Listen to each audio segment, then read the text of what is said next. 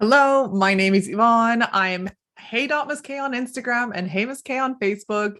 My channel is all about helping you get hired with Outschool, working on Outschool, being the best online teacher that you can possibly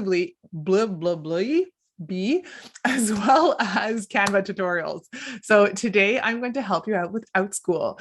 If you have gone through the application and you've been approved, you can now work on Outschool. And a lot of the people I help get hired, and then they're like, okay, so now what? So yeah, exactly. I'm ready to go, but I don't know where to start, right? So I have 5 tips for you in this video to help you get started. Because it is overwhelming. You do get so much information at the beginning that sometimes you forget everything you've already been told and you don't even know where to go. So here are my 5 tips when you start with Outschool. Okay. So first of all, the first thing that you need to do is to niche down with your class ideas. Okay. So this means, you can teach so many different things, right? And as an elementary teacher myself, I, was ready to teach everything possible because I've done it all. But it's actually really, really important that you, first of all, find maybe 1 or 2 things that you would like to teach.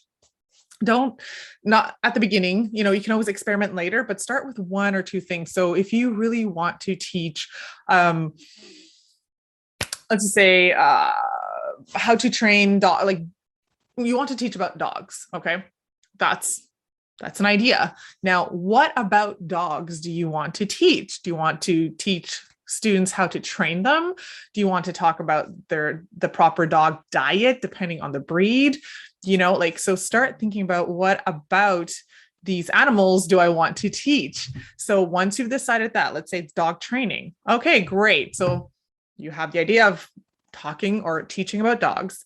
Then you go even more narrow. You're saying, okay, I want to actually do dog training, and then go even more specific.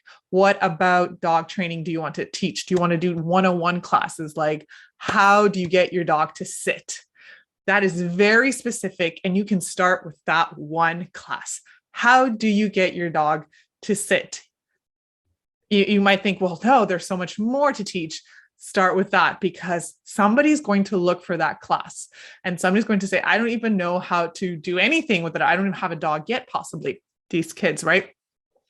So if you can really, really niche down and find those students that have no clue how to train a dog, that's going to be awesome, because you can also create a ton of other classes that, once they've taken that very specific class of how to teach a dog how to sit, and you have other classes available, like how to teach a dog to fetch, how to teach a dog to roll over, how to teach a dog to give their paw. These can all be separate classes. So once they found you, because they're looking at how to get their dog to sit, or even before they get a dog, they take your class, they love you because you've prepared it properly, you come with energy and with knowledge.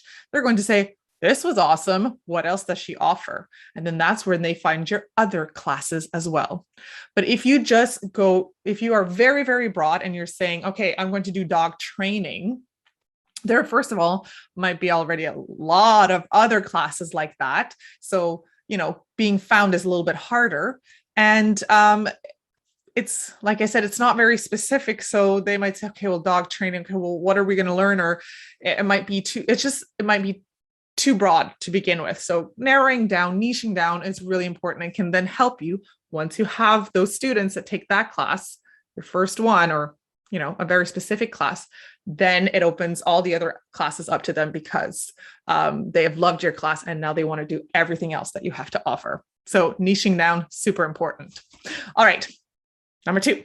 Just let me look at my little notes here. Market research. So I'm going to link a handout, a worksheet, or whatever you want to call it, for market research. It is important. So at the beginning, when you're starting out, is to do your market research, because you want to know if and you can even do this before you get approved, just to get, a head start. Look at what you want to teach, and really look at if there are other classes like yours. If so, how could you make yours different from all the other classes? And a quick example that I have is that I also teach French. So I have a travel class and I have or geography class, and I have French classes. And I created a class. There are many flex classes, French classes. And I decided to make mine monster themed. So although I saw all of these possible French classes that someone could take, mine was different because I had a specific theme. And I chose monsters because it's not gender specific either. So it's not like I'm just doing unicorns, and mostly girls like unicorns, or, a boy might feel like, oh, I don't want to do unicorns. I don't like to do gender specific things. So I chose monsters, and for offering it the first time around, I already got 4 learners, which to me was surprising because I know that sometimes people get a lot less, or they have to schedule it several times before they get some learners. So I was very happy with that. And I did that, or I got learners, because I did my market research. I looked at what was already being offered. Were they popular? If they were similar to my idea, were they popular that students take these classes?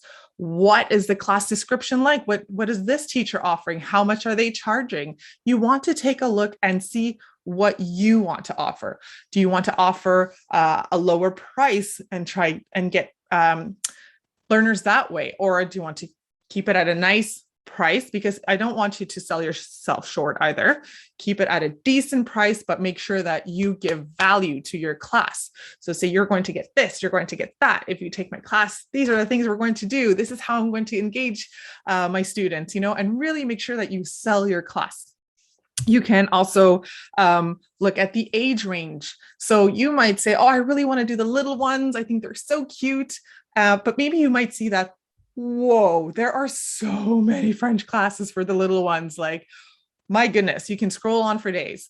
But if you go a little higher, so instead of looking at age 3 to 5, you're saying, you know what, let's do 6 to 8.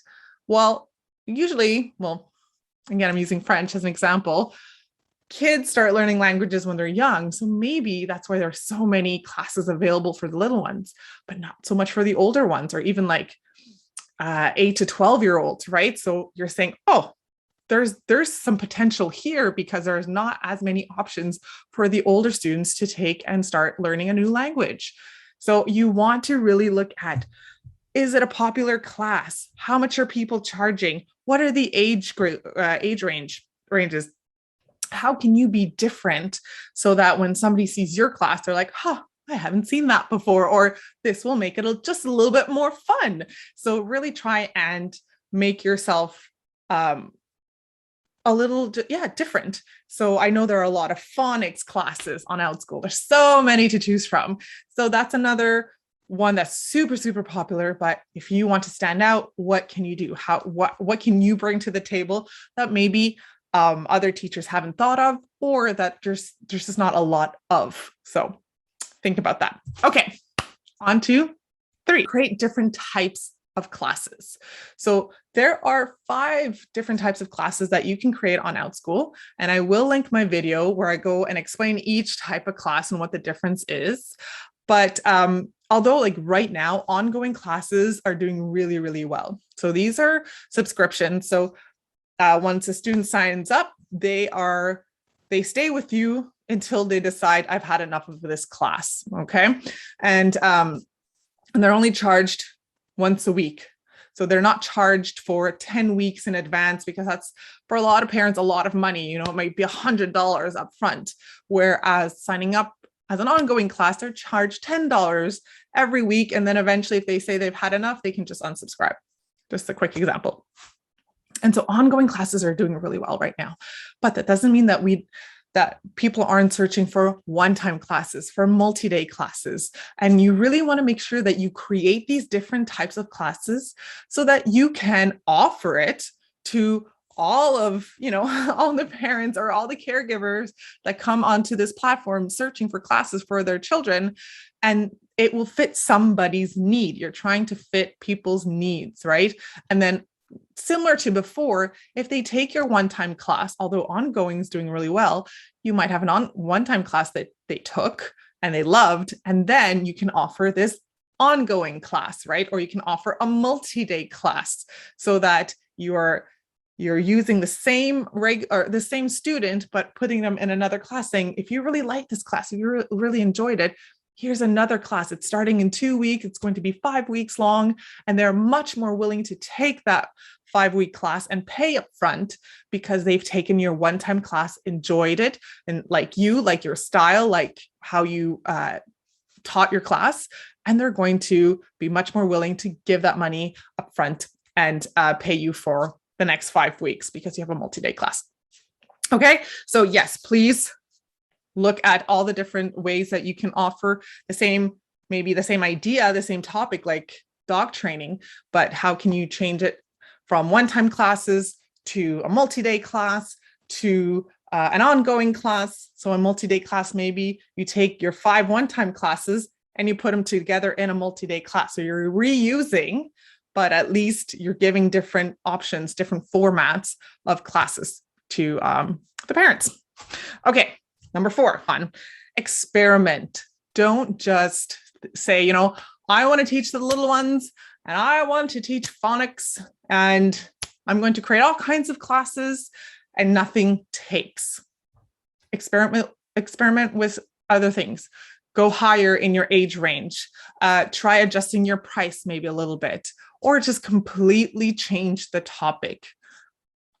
Maybe you want to do phonics, but do you have something else that you're passionate about as well? Do you see there might be a need in your market research? Again, you would start researching.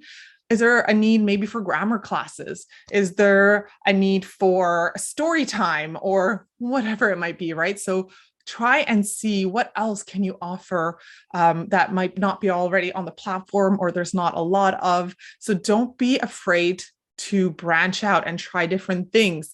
A lot of teachers that are successful have a list of classes that they've tried before finding the one that is the one that's the most popular. I have classes that are listed that have like 10 saves or less. And then I have classes that have over 300 saves. So I had to list those classes. I had to think about those classes, put them out there, see what takes. And if they don't take, move on to something else. Give it time. I'm not saying, like if after 2 weeks it didn't take, you got to try something else, but you can give it more time, number one, or while you wait to experiment and see, think of other classes, list them, slowly post those as well. Just don't be too quick to take your offer off the table and change idea, but at the same time, don't just stick with one idea that you have and, not see any success with it. Unfortunately, sometimes that will happen and that's just normal, but experiment, see what you can change or see what else you could teach. I teach geography and French. I would also love to teach, like science, about animals, like zoology. That would be another fun one, but I know there's a lot of those. So like I have other ideas that I can also do. There's baking classes, there's Lego classes, there are Among Us classes. Like there's so many options that you can do. And finally, work on your scheduling. Okay. So you can schedule your classes at different times of the day, see which ones are more popular depending on where you live, your time zone. And remember that there are students from all around the world. So if you live in Canada or the US, don't just think that, oh, it's probably too late already. This time might be too late for students in North America. There are students that I have in my classes that are from Japan, South Korea, Germany. I've had so many students from around the world that really you can go ahead and schedule at different times if possible and see which ones take, which ones are the most popular times. You can also uncancel your class. So this is especially useful when you're starting out. If you are offering a one-time class and it's on October 10th at 10 a.m. and we're October 9th, 10 a.m., you're going to get a message saying that your class was canceled because there are no students in this class.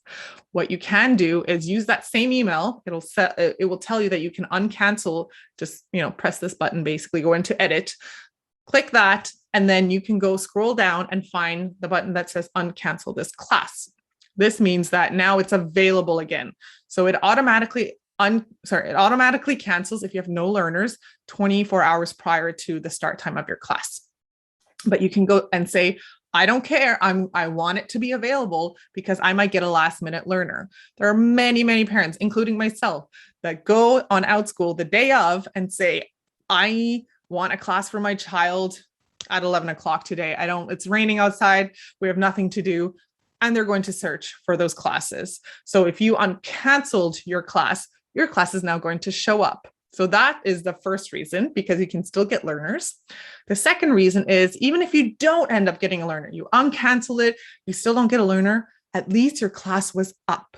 So when I, as a parent, was looking for a class, I might see yours as I'm scrolling, and I might say, oh, that sounds like fun. Maybe not today, but I will save it and schedule or take this class another time. So at least your classes are out there and parents are seeing them. When they get canceled and you don't uncancel them, parents will not see that class until the next time around you offer it, right? So, or unless they find it through searching, but that's always harder as well.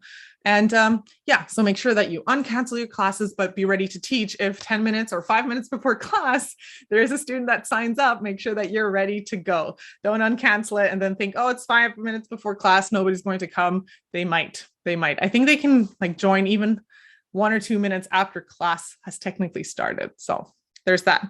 And then there's also weekly schedule that you can check. So Outschool has a schedule that they post weekly, and it's with the color blue. And wherever you see that it is darker blue, those are the times that are being requested the most, or that are being used the most, or parents are sending up their children the most. And then as the blue fades, those are the times that are not as popular. So that can help you figure out where maybe you want to put your classes. So you're being strategic about the times that you're choosing. And it's in Pacific time. So if you're Eastern or another time zone, just remember that when you see 3 p.m., it's 6 p.m. your time. If you're in Eastern, it's 3 p.m. Pacific time. Okay. So there you go. Those are my 5 tips. Niche down, do some market research, create different types of classes, experiment, and finally look at your scheduling, see when you're offering your classes, and remember to uncancel those canceled classes. All right. So I hope that was helpful. Remember, there is that market research PDF that I'm going to have available for you in the description. If you're on your phone, you have to click the little arrow beside the title of this video. If you're on your computer, you should be able to find it. It's in the description. And thank you for coming. Thank you for watching. I'm just trying to think of, oh yes, I mentioned the different types of classes that you can offer. So I linked that video already. And then how to optimize your classes. So once you've created a class, how can you make sure that it will be found, and that, how to optimize that class listing. Are you using those keywords? Are you thinking about how parents might find your class? So I have that video as well that you can watch. All right. Thank you so much. I will see you in my next video.